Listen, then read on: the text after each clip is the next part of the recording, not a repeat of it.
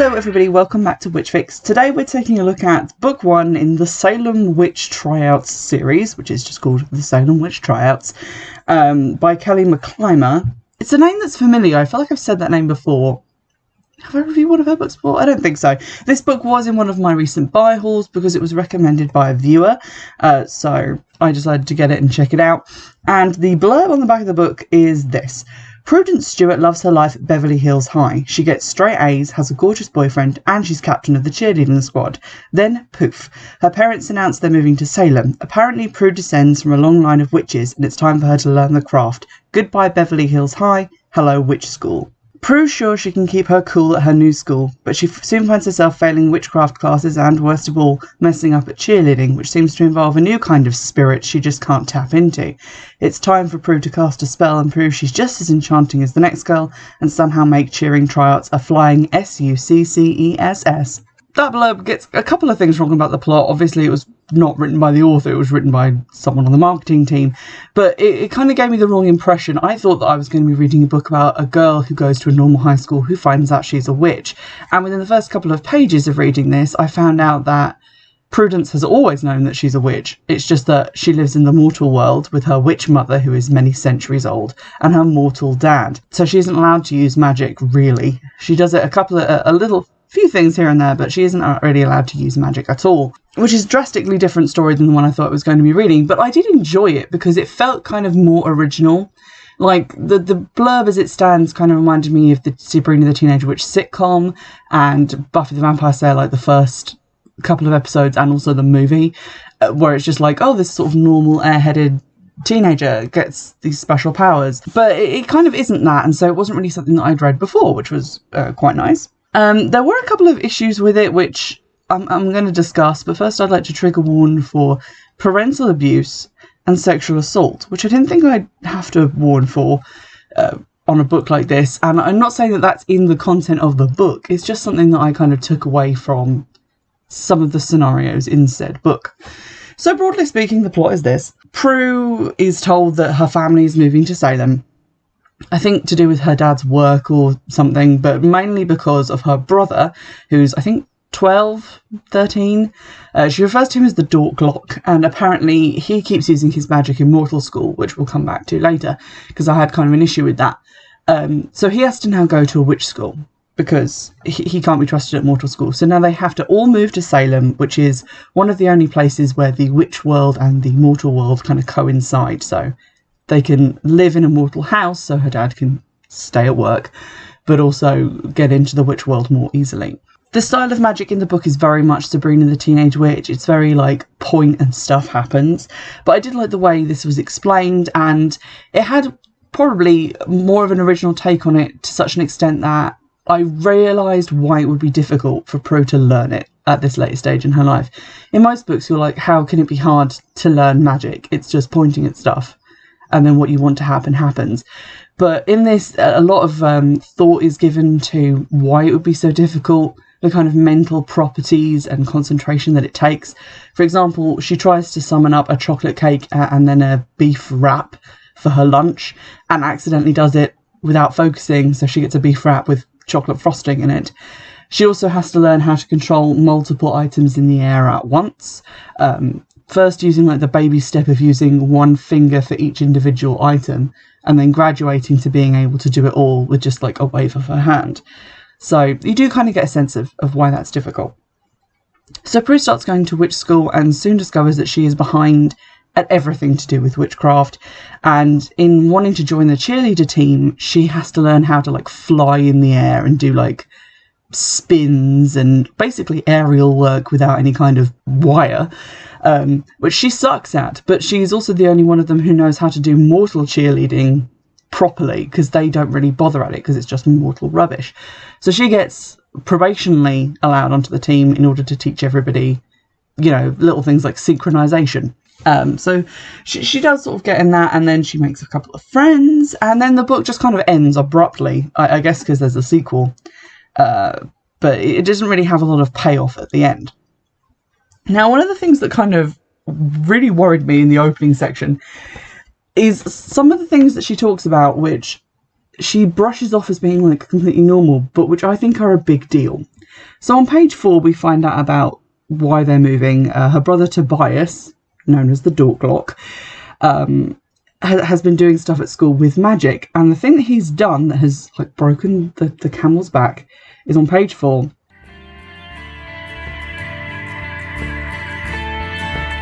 When the hormones hit, he couldn't control his magic. After the 3rd time Miss Saminsky's skirt flew up in the middle of summer school math class, my mother had our house up for sale and my golden life at Beverly Hills High up in flames.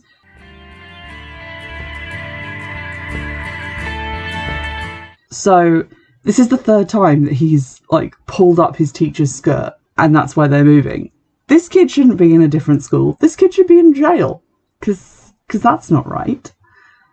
And it just seems like it gets like blown over, and I don't know, maybe they should have like had him magically swirling some kid or doing something like that normal teenagers or school kids would do, but just using magic so it's not fair, like cheating on tests. But no, he's sexually assaulted his teacher 3 separate times, and this is just brushed off like it's completely normal. Similarly, a lot of Prue's relationship with her mother seems ultra weird. So we get told about like different things that her mum does parenting wise, because of like she's obviously a centuries-old witch. But there are some things like not allowing her to practice magic and then expecting her to be good at magic when she goes to witch school, not giving her the family spellbook to use on her first day at school, which everyone knows that you need at school apparently. So it just seems like minor neglectful stuff. And then on page 28, we get this gem.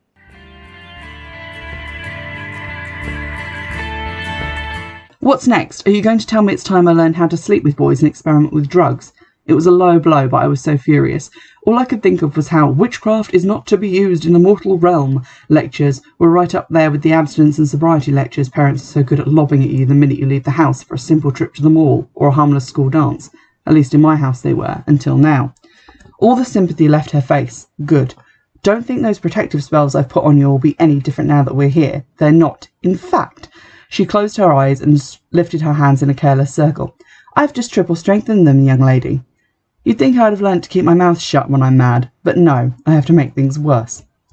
Mum wasn't finished, and now I'm going to find my spellbook so I can put a gratitude charm on you to remind you have it pretty good for a 16-year-old.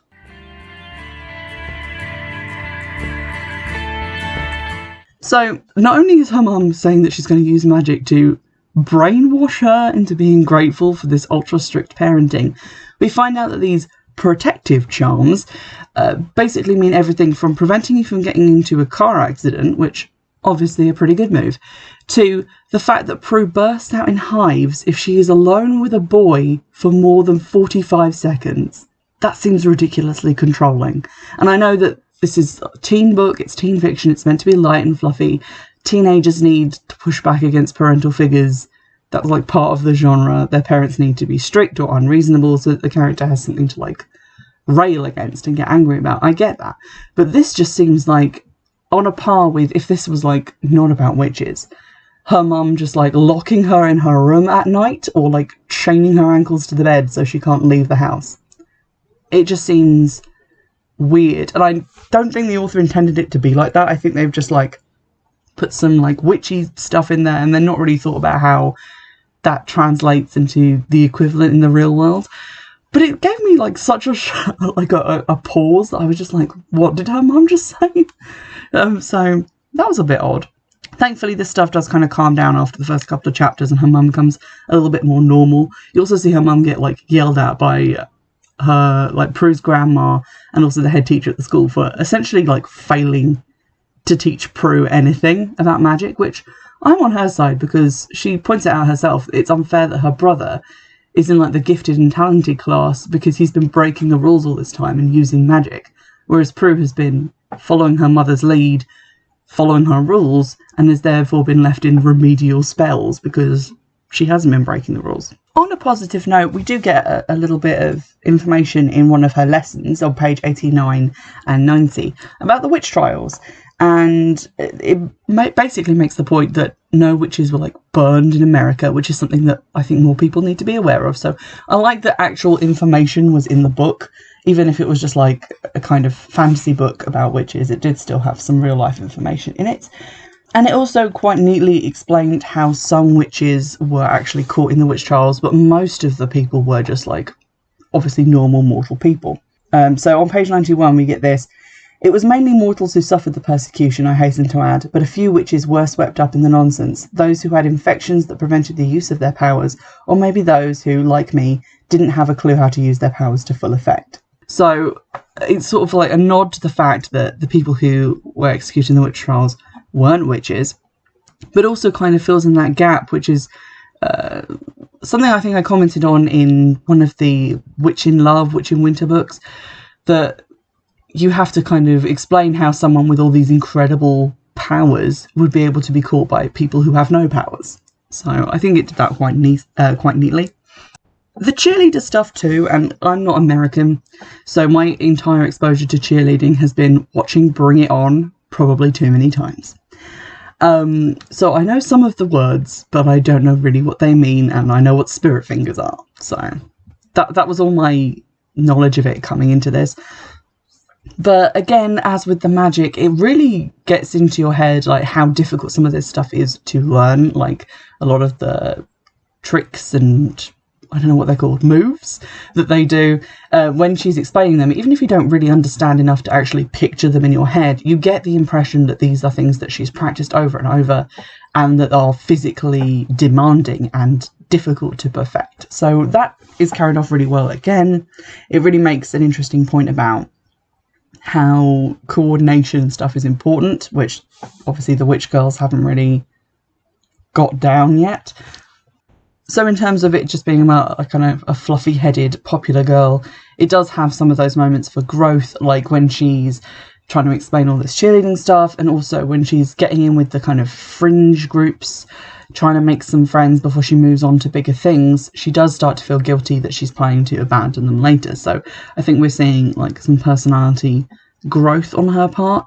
Some of the stuff that she thinks is kind of wildly inappropriate, like the fact that she has a crush on a male teacher. Obviously she's not going to find that weird as a teenager, but as an adult it does seem weird.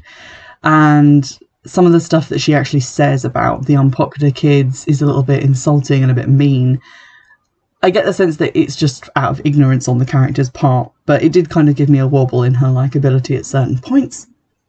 Now, the ending of the book was a bit weird. It ends page 260, 261. We get a kind of moment where it starts to feel a bit rushed before this, when she's trying to like get on the good side of the witch cheer captain and kind of form an uneasy alliance based on what they each bring to the table. So that kind of happens. But then at the end we get this kind of page and a half, not even that really, it's more of like just one page, that begins, so to recap the short, not so sweet life of Prudence Stewart, and then just gives you a rundown of what's happened, like stuff with her ex-best friend at Beverly Hills, people that she's gotten to meet, just basically things that have happened in the book. And then it just ends on, only thing I know for sure is that no matter how unfair life is, everything works out better when you have a great cheering squad to make sure you keep those moves tight, sharp and in perfect form, not to mention catch you when you fall, even if it's just half a second before you land on your face. And I kind of get the message behind that. It's kind of cute and sweet, but it felt weird, like the author had literally a page earlier received an email saying, actually, we would like to stretch this out into a series, and she was like, oh, cool, and then just wrote that and decided to call it a day. So it felt a little bit rushed and a bit weird. The next book in the series is called Competitions of Witch, so I'm guessing that involves them going to like mortal regionals or nationals or whichever the lower one is. So I guess that could be quite entertaining to read. It's quite a fun little series. Like I said, it reminded me of the Sabrina sitcom, so I really liked that because, you know, it takes me back to a younger, more innocent time. A pre-Chilling Adventures of Sabrina time. Not that that's a bad show, but, you know, I like what I like. So that was quite nice. I think it's a good book if you're just looking for some light, kind of chick-litty fluff. And it doesn't fall into that thing of like, it's all about Wicca, but what if you also had superpowers? It's very distinct from that, so it was kind of refreshing. So I do kind of recommend it, but I think from an adult perspective, a lot of the stuff in there for teenagers is worrying, and it did make me feel very old. So there you have it, folks.